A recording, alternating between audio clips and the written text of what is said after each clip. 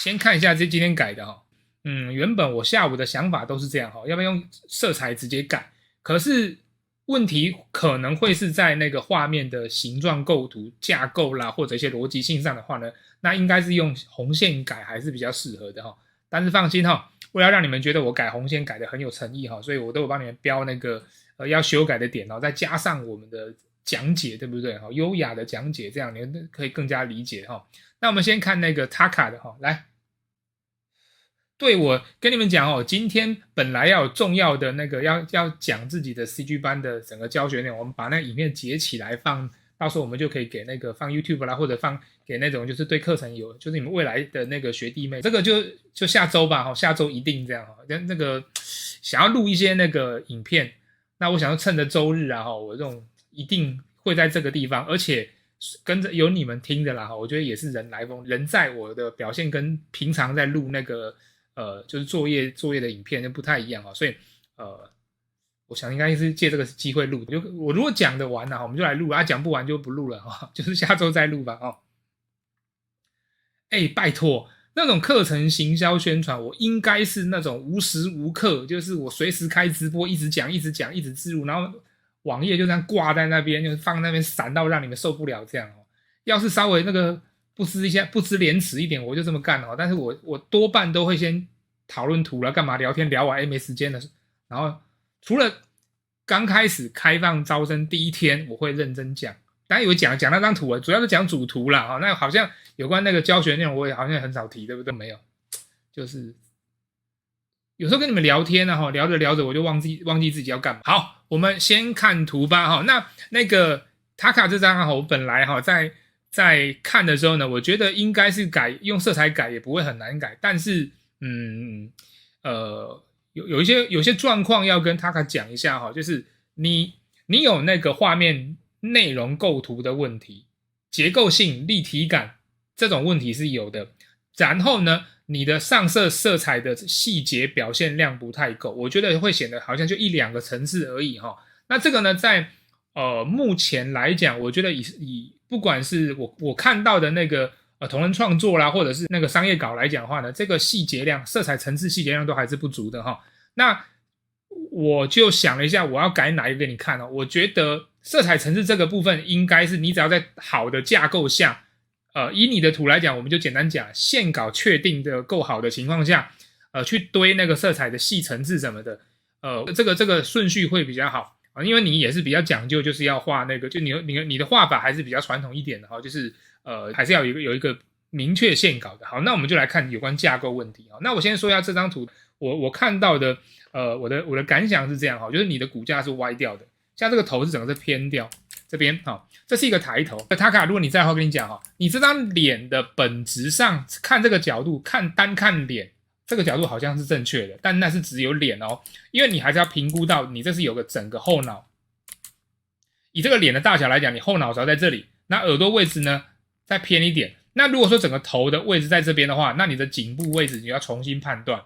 那如果颈部位置重新判断，你的身体骨架位置往下就是我常讲的，那就是连环车祸。你在这个环节一定要搞定它那你可以先看一下我那个红线的表现，你看一下。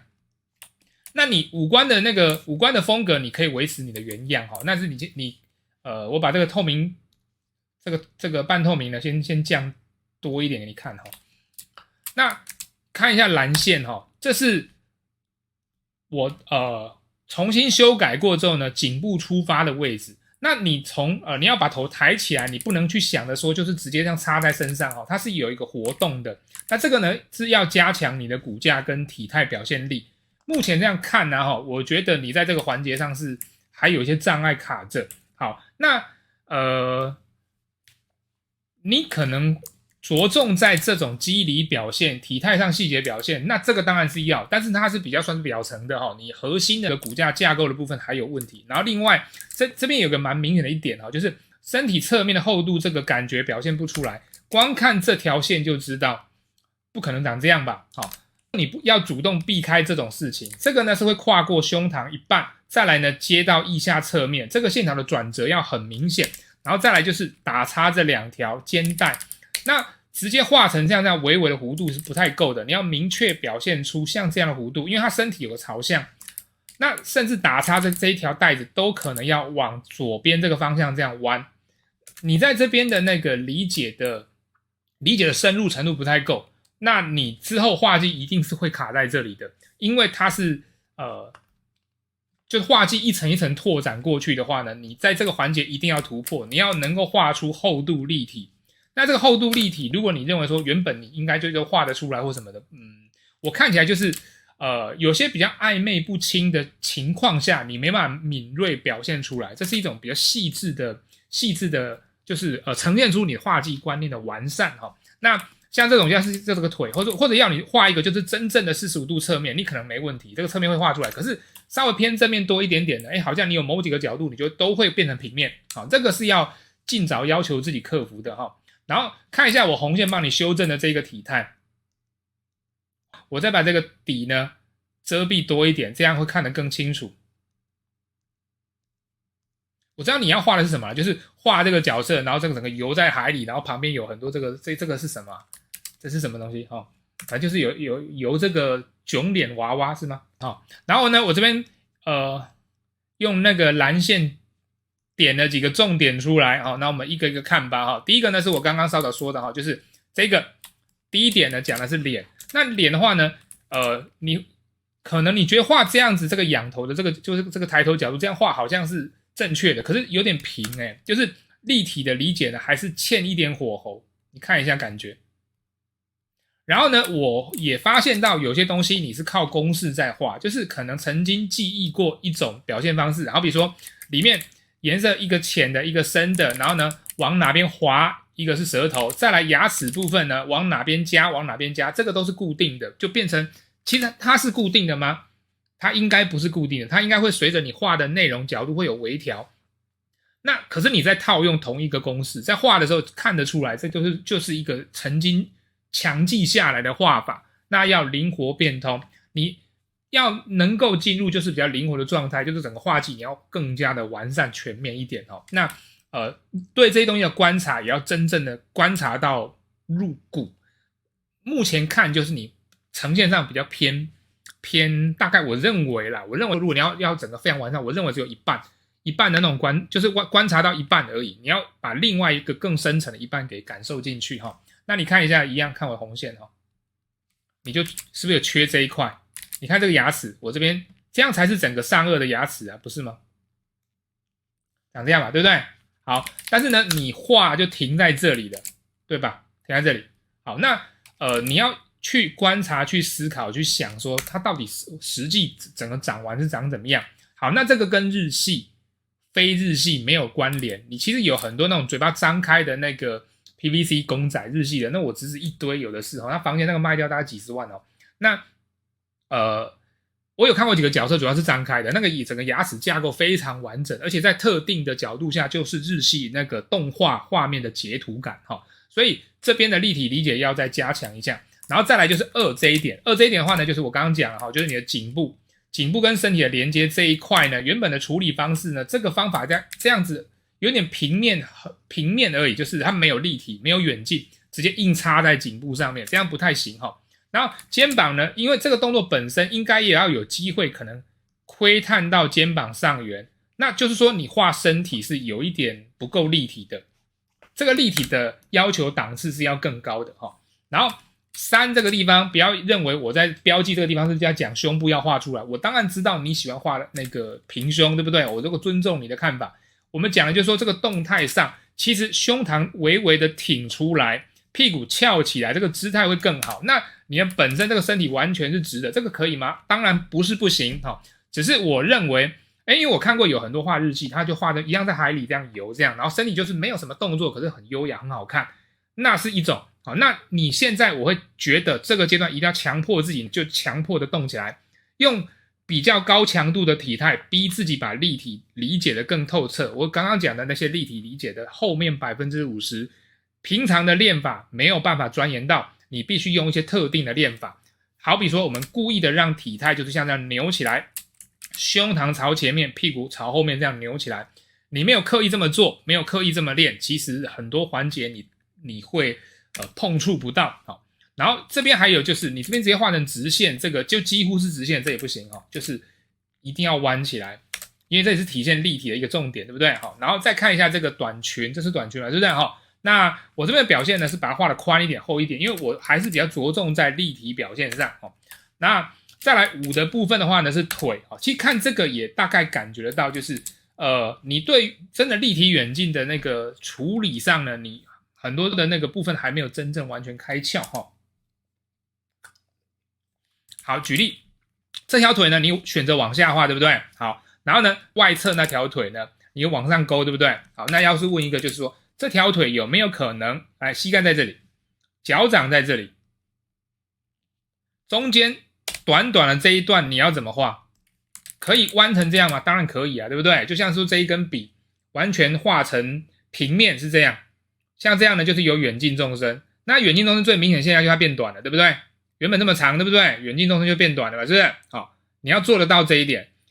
这个呢，我在上课有特别讲哦，画短，知道吗？强迫先画短，画短的话，那当然长这样是不行的，是吗？看红线这个长这样不可以。这个时候呢，就要把一条腿的曲线，原本正常的曲线，强行压扁，弧度要整个增大。当然这边也不只是直线，要强行的把弧度增亮，它才可以符合远近感。像这样，所以呢，在刚刚打叉这一块地方，很好，回不去了哈。你要主动能够画出这个小腿腹、凹陷的脚踝，前面这边呢，也要去因应着，看是要看绿线好了哈，看是要往上弯，怎么来往上，还是弧度紧接着再往上？这个呢是要强迫画的，你要强迫自己画出来。好，那这个呢是对远近的把控，所以你会直接往下画，或者要弯就是弯得很直接。这样的话呢，其实我都会理解为就是你的远近表现有问题。好，那你看一下这个5，我说的就这件事。这个呢是故意把弧度加大很多的啊，本来远近就是会这样子哈，远近纵深你就是要这么做。诀窍1画短，诀窍2呢强化弧度，这2点可以让肢体直接缩在有远近空间上，这个要记得哈。好，来再来那个唐卡看一下这个地方哈，这个地方呢是手。那你原本这个动作啊，好像这样飘，这个手的动作，太呆板了。我还是要再重复声明一下哦，我有看过那种就是画那种人物角色，然后单纯只是飘在那个水里面，可能水面还是怎么样，就这样飘着，没有什么大动作，然后看起来非常的那个柔和。那这并不是说人家画那么简单的骨架就可以，那为什么我们画的动作骨架那个均衡就要这么机车，要凹，我们要一直动之类的？我跟你们讲，要能够画简单的动作却呈现得很漂亮，那是动态体态都画得很好很出色，你才能够掌握那种细微的变化，知道吗？绝对不是说动作大不大的问题，你们现在就是动作要尽量大一点，练功嘛。前期我在让你们练功的标准是这样，塔卡已经到下个阶段了，是什么呢？第一个阶段呢，我要大家练简单的动作，你先画出信心，对不对？然后稳定你的笔法，然后绘图的不管操作观念什么，我们先建立起来。所以一开始动作呢，先简单一点。那我也跟大家讲，一般商业稿的例会要求动作不会很复杂，我会把这个事情跟你们讲，让你们就是在学习上你不要觉得压力很大，然后你可以稍微放心。好，那是前面的阶段。再来到中间阶段的话呢，就强行要提升骨架的实力。虽然我刚刚在讲那个塔卡可能要再增强什么立体厚度什么的，但是你这个问题都是就是等于都是进阶才要讨论的。你基本上反正你是你是需要进阶调教的学长姐，这样讲就是了。所以呢，你这个阶段我会认为你要增强你动作的强度，不管是为了画面好，或者是为了要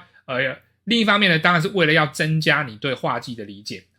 然后再来呢，我标记这个第6讲的是那个有关你头发飘的方向。你这个飘的方向，注意，我觉得最不好的是这一笔不好。那为什么不好呢？因为这个的话，你说这样头发这样不是很顺吗？顺，问题是你身体是这样的啊。所以这个动作是我在画，我会把弧度再绕进来，深一点之后呢，再让它翻起来。那有没有这个缓冲就会差很多。那你要是直接这样，这个后脑勺结束，直接这样斜杠下来，那这边的头发的流动就变得很生硬。你虽然后面有很多弧度去把它变软，但是没有用的，这一杠一下去，整颗头就硬了哈，整颗头发的流动基本上就硬了。不好意思，我没有故意哈。好，所以呢，我在这边呢，我是把弧度绕的再大一点哈，让你能够了解这件事啊。对，你要把头发呢先把它绕进来，然后离得远一点点才开始荡开，这样子会比较好啊。我觉得这个阶段就是帮你调这个哈。那你的那个上色的那个，就是我觉得上色的配色跟色感都不错。那你未来呢，一定是在有好的这个就是线稿基础的情况下，你要去增强你颜色，特别是这种就是柔光这边的表现，不是涂层哦，是这边，因为你要像这样子表现，它才会多几个层次，那才会厚度才会出来。那是不是一定要追求颜色很厚？没有，颜色的层次之间落差的大小很大的，我们叫厚涂，落差很小的叫薄涂。但是你这个层次没有变化，你的层次有1-2层的话，这个我觉得是不太够的哈。那以日系来讲的话呢，其实像肚子这个还不错，这个层次是不错的，但是其他地方你要大胆的再多加一点哈。OK。